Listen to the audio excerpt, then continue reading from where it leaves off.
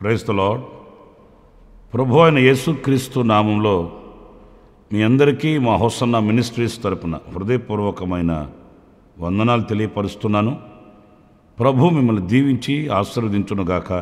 ఈ దినమంతయు విశేషమైన కృప నా దేవుడు మీకు ప్రసాదించునుగాక.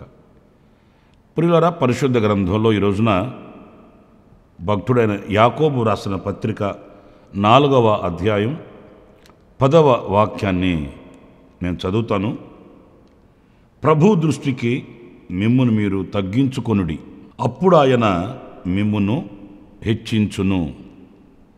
చూడండి, ఒక తండ్రి తమ కుమారులకు బోధించినట్లుగా ఇక్కడ దైవజనుడు ఒక చక్కటి ఉపదేశాన్ని పలుకుతూ ఉన్నాడు.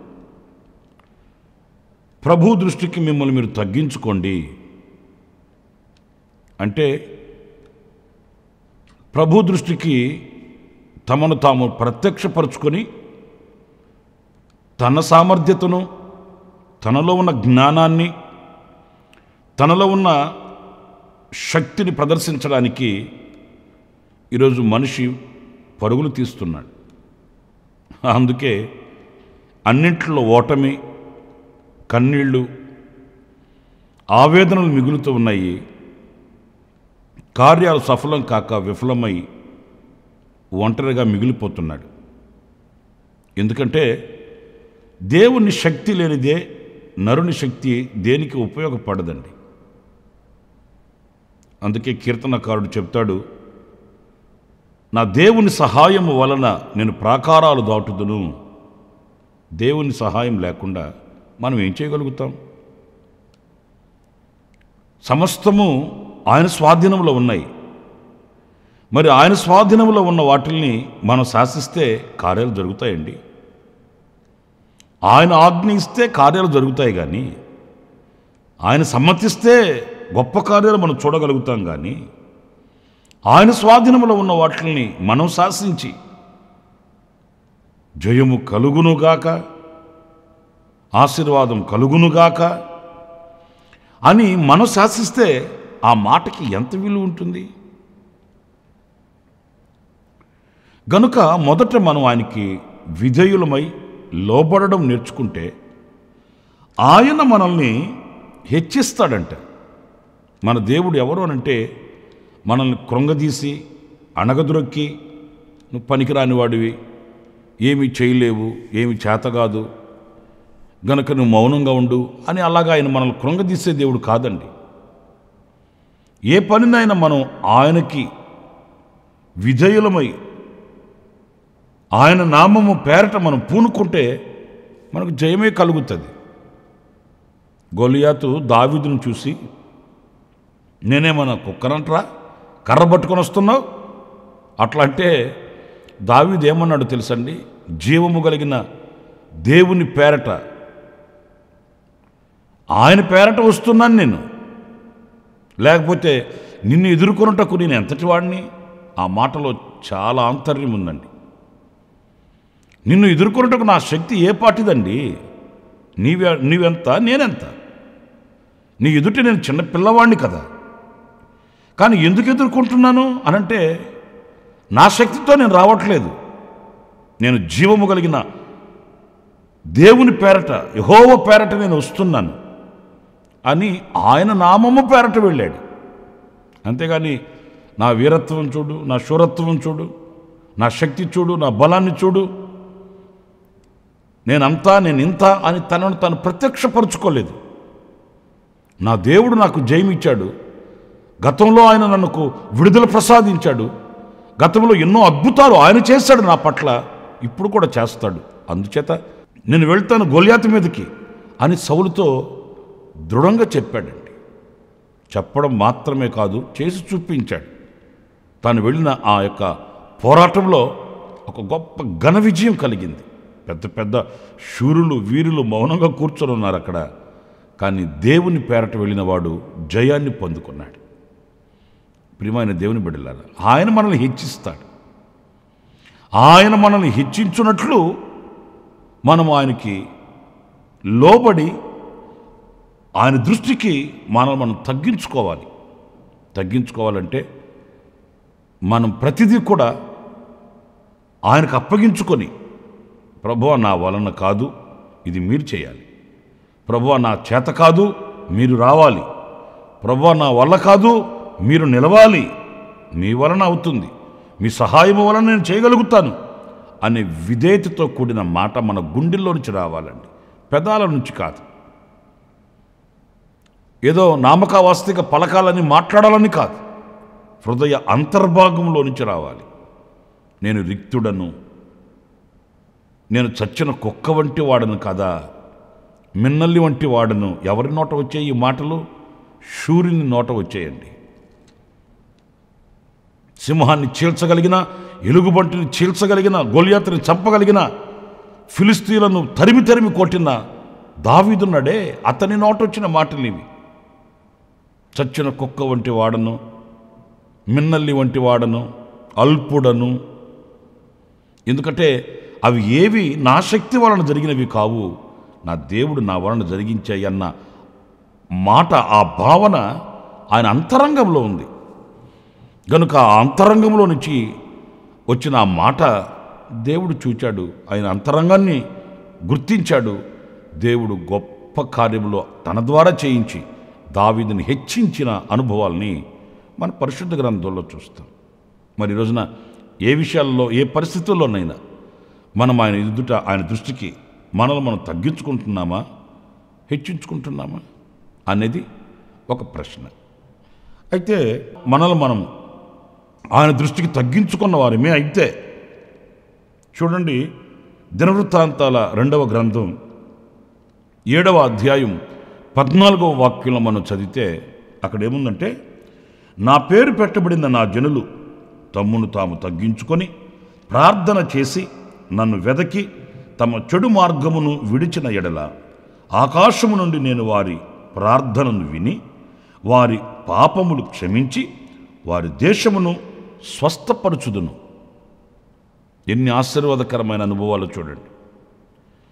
మనం చేయవలసింది ఒక్కటే, చిన్న కార్యం, మనల్ని మనం తగ్గించుకొని ప్రార్థన చేస్తే చాలు. మనం ఆ కొంచెంలో గనక నమ్మకస్తులమై, విధేయులమై, మనల్ని మనం తగ్గించుకొని ఆయన సన్నిధిలో మొరపెట్టగలిగితే ఆయన ఆకాశం నుండి మన ప్రార్థన ఆలకించి, ఒకటి, మన పాపములు క్షమిస్తాడట, మన దేశమును స్వస్థపరుస్తాడట. దేశాన్ని స్వస్థపరచడం అంటే దేశంలో నెమ్మది ఉంటుంది, ప్రజలు సుభిక్షతో బ్రతకగలుగుతారు, శాంతి సమాధానాలతో నిలవగలుగుతారు. ఎలాంటి తొందరలు దేశంలో ఉండవండి. దుష్ట మృగాల యొక్క అలజడి దేశంలో ఉండదండి. స్వస్థత కలుగు చేయడం అంటే అర్థం ఏంటంటే ఆరోగ్యకరమైన పరిస్థితులు మన దేశంలో చూడగలుగుతామండి. కానీ ఒక ఆరోగ్యకరమైనటువంటి పరిస్థితులు ఎప్పుడు నెలకొల్పబడతాయి దేశంలో అనంటే, ప్రజలు తమను తాము తగ్గించుకొని.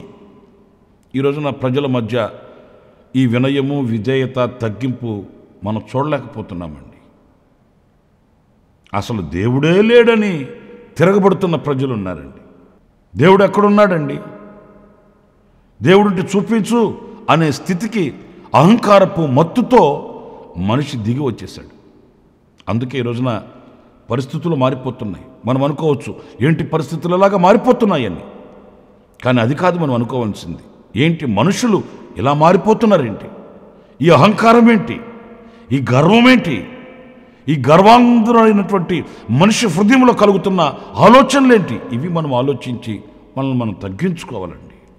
నా ప్రియమైన సహోదరులారా, ఎప్పుడైతే ఆ విప్లవాత్మకమైన మార్పు మనలో కలుగుతుందో అప్పుడే మనమైనా, మన దేశమైనా ఆరోగ్యంగా సుభిక్షతో బ్రతకగలుగుతాము, సంతోషంగా ఉండగలుగుతామండి. మన పాపములు క్షమించబడతాయట, మన అపరాధములు తుడిచివేయబడతాయట. మనం ఆయన సన్నిధిలో నిలిచి అనర్గళంగా ఆయనకు మొరపెట్టుకునే ధన్యత, యోగ్యత మనకు కలుగుతుందట. ఈరోజు మనం ఒక్క మాట ధైర్యంగా ఆయన దగ్గరికి వెళ్ళి మనం ఆయనతో మాట్లాడుకునే యోగ్యత మనకు ఉందండి. మన పాపములు ఆయనకి మనకు మధ్య అడ్డుబండగా నిలిచిపోయాయి. మన అతిక్రమములు మనల్ని వెనక్కి లాగుతున్నాయి. మన దోషములు మనల్ని అణగదొరుకుతున్నాయి. తలెత్తి ఆయన వైపు చూడలేక, గళమెత్తి ఆయనను పిలవలేక, ఈరోజున గుడ్డి వాళ్ళ వలె, చెవిటి వాళ్ళ వలె, మోగ వాళ్ళ వలె జీవశ్చవంగా బ్రతుకుతున్న పరిస్థితులు వాస్తవం కాదంటారా? ఎవరో సహాయాన్ని వేడుకుంటున్నాం, మాకు ప్రార్థన చేయండి అని కొందరిని, మా విషయం కొంచెం ఆలోచించి చెప్పండి అని మరికొందరిని, ఇలాగా మరొకరి మీద ఆధారపడడం, వాళ్ళ సహాయాన్ని కోరుకోవడం అలవాటైపోయింది. కానీ నాకై నేను ఎందుకు ఆయన దగ్గరికి వెళ్ళలేకపోతున్నాను? నాకై నేను ఎందుకు ఆయనకి మొరపెట్టుకోలేకపోతున్నాను? ఆయన ముఖాన్ని ఎందుకు చూడలేకపోతున్నాను? ఆయనతో ఎందుకు మాట్లాడలేకపోతున్నాను అనే చలనం మనకు కలగట్లేదు. ఎందుకంటే మనకు ఆయనకు మధ్య ఒక అగాధం, అదే మన అతిక్రమం. ఆ అగాధం ఉన్నందువలన ఆయనకి మనకు ఎడబాటు కలుగుతూ ఉంటుంది. కానీ ఈ ఎడబాటు ఎప్పుడు తొలుగుతుంది అనంటే మన మీద బలులు, అర్పణలు అవి అర్పించవలసిన అవసరం ఏం లేదు. కానీ మొదట మన పాపములు క్షమించబడాలి, మన దోషములు తుడిచివేయబడాలి, అవి కడగబడాలి, తుడిచివేయబడాలి అని అనుకుంటే మనల్ని మనం తగ్గించుకొని ప్రార్థన చేస్తే చాలు. ఆయన మరొకటి ఏమీ కోరట్లేదు, ఏది ఆశించట్లేదు. నిలువు దోపుడు నాకు అర్పించండి అని కోరట్లేదు ఆయన, లేక మీ ఆస్తిని నా పేరట రాసివ్వండి అని కోరట్లేదు. మీ పాపములు నేను క్షమిస్తాను, మీ దేశాన్ని నేను స్వస్థపరుస్తాను, నిర్భయముగా మీ దేశంలో మీరు నివసించవచ్చు, ఎలాంటి కలవరాలు మీకు ఉండవు. కొంచెం తగ్గించుకొని మీ శక్తి ఏంటో మీరు గుర్తించుకొని నా సన్నిధికి రండి అని ఆయన ప్రభు పిలుస్తున్నాడు. కనుక ఆయన సన్నిధికి మనం వెళ్ళి మనం విధేయం అవ్వగలిగితే గొప్ప దీవెనలు, గొప్ప ఆశీర్వాదములు మనం పొందుకోగలుగుతామండి. ఇంకొక మాట కూడా నేను మీకు జ్ఞాపకం చేస్తాను. అది మత్తయి సువార్త 18వ అధ్యాయం 4వ వాక్యాన్ని మనం చదివితే, ఈ బిడ్డ వలె తన్ను తాను తగ్గించుకుని వాడెవడో వాడే పరలోక రాజ్యములో గొప్పవాడు. చూసారండి, తనను తాను తగ్గించుకుని వాడంట పరలోక రాజ్యంలో గొప్పవాడవుతాడంటాడు. ఎంత గొప్ప ఆశ్చర్యకరమైన మాట చూడండి. మనం తగ్గించుకునేది కొంచెం, అది మన మేలు కొరకు, మన క్షేమం కొరకు, మన దీవెన కొరకు, మన ఆశీర్వాదం కొరకు. అది కూడాను కాస్త గనక మనం తగ్గించుకుంటే అలాంటి వారిని పరలోక రాజ్యంలో గొప్పవాళ్ళుగా చేస్తాడంట ఆయన, గొప్పవాళ్ళుగా చేస్తాడట. ఈ లోకంలో కొంచెం గొప్పవాళ్ళుగా ఉంటేనే అది ఎంత ఘనత నేను చెప్పాల్సిన అవసరం లేదు ఈ లోకంలో. మరి పరలోకంలో గొప్పవాడంటే ఇక ఎంత ఆధిక్యత మీరు చూడండి. పరిశుద్ధ దేవదూతలు ఉంటారు అక్కడ, 24 పెద్దలు ఉంటారు అక్కడ, ఇశ్రాయేలీయుల 12 గోత్రాలు ఉంటాయి అక్కడ. ఈ లోకాన్ని త్యజించి తమ వస్త్రములను ఉదుకుకొని పరిశుద్ధపరచబడిన పరిశుద్ధులు ఉంటారు అక్కడ. వారందరి ఎదుట మనల్ని గొప్పవాళ్ళగా చేస్తాడట ఆయన. దేవుని పరిశుద్ధ నామానికి మహిమ కలుగునుగాక. ఈ దర్శనం కలిగిన వ్యక్తి, ఈ దూరదృష్టి కలిగిన వ్యక్తి, ఈ అభిలాష కలిగిన వ్యక్తి ప్రియులారా ఈ లోకంలో తనను తాను తగ్గించుకోవడానికి వెనకంజి వేయడండి. ఈ దృష్టి, ఈ దర్శనం లేని వ్యక్తి తగ్గించుకోవడానికి ఇష్టపడడు. ఎందుకు తగ్గించుకోవాలి? నా కులం ఏంటి, నా గోత్రం ఏంటి, నా మతం ఏంటి, నా చదువేంటి, నా స్టేటస్ ఏంటి, ఇలా అహంకారపు మత్తుతో విర్రవీగుతాడండి. అది నాశనానికి తీసుకుని వెళుతుంది. నాశనానికి ముందు గర్వం నడుస్తుందని వాక్యం చెప్తుంది. కనుక నా ప్రియ సహోదరుల, ఆ పరలోక రాజ్యంలో గొప్పవాళ్ళుగా మనం ఉండాలంటే మనలో ఈ తగ్గింపు ఉండాలి. మనల్ని మనం తగ్గించుకోవాలి. ఒక్క విషయంలోని కాదు, అన్ని విషయంలో మనల్ని మనం తగ్గించుకొని వినయము కలిగిన వారమైతే ఆయన పరలోక రాజ్యంలో మనం గొప్పవాళ్ళుగా చేస్తాడు. ఈ లోకమందు కూడా ఆయన మనల్ని ఆశీర్వాదకరమైన వ్యక్తులుగా మలచి మార్చి ఆయన నడిపిస్తాడు. తల వంచండి, చిన్న ప్రార్థన. జీవాధిపతి అయిన ప్రభువా, మీకు వందనాలు నాయనా.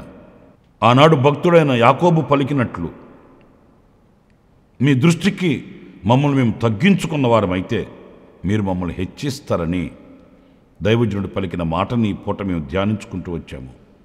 అవును, మేము తగ్గించుకుంటే నీ చేత మేము హెచ్చించబడతాము. మేము తగ్గించుకుంటే మా పాపములు క్షమించబడి మా దేశమును స్వస్థత పొందుకొనిన వారమై మా దేశంలో మేము సంతోషంగా ఆశీర్వాదకరంగా సుభిక్షతో బ్రతకగలుగుతామని మమ్మల్ని మేము తగ్గించుకుంటే మీ రాజ్యంలో మమ్మల్ని గొప్పవాళ్ళగా చేస్తామని మీరు చెప్పిన మాటలు అమోఘమైనవి, శ్రేష్టమైనవి, ఎంతో ఘనమైనవి. ప్రభువా, మమ్మల్ని మేము తగ్గించుకొని ఈ గొప్ప దీవెనలకు మేము పాత్రులగుటకు ఇదిగో మేము తీర్మానం చేసుకుంటూ ఉన్నాము. మా తీర్మానాలు స్థిరపరచమని మమ్మల్ని మీ చేతులు సమర్పించుకుంటూ యేసు ప్రశస్త నామములో ప్రార్థన చేసి వేడుకొనుచున్నాము తండ్రి. Amen, amen. ప్రభు మిమ్మల్ని ఆశీర్వదించి దీవించునుగాక. విశేషమైన కృప ఈ దినమంతా ప్రభు మీకు అనుగ్రహించునుగాక. ఆమెన్. ప్రతి దినము ఈ అనుదిన కృపాను సందేశాల కొరకు, ఇంకా మరిన్ని ఆత్మ సంబంధమైన సందేశాల కొరకు ఈ మా యూట్యూబ్ ఛానల్ ని సబ్స్క్రైబ్ చేసుకోండి. Pastor Ramesh, Kosanna ministries.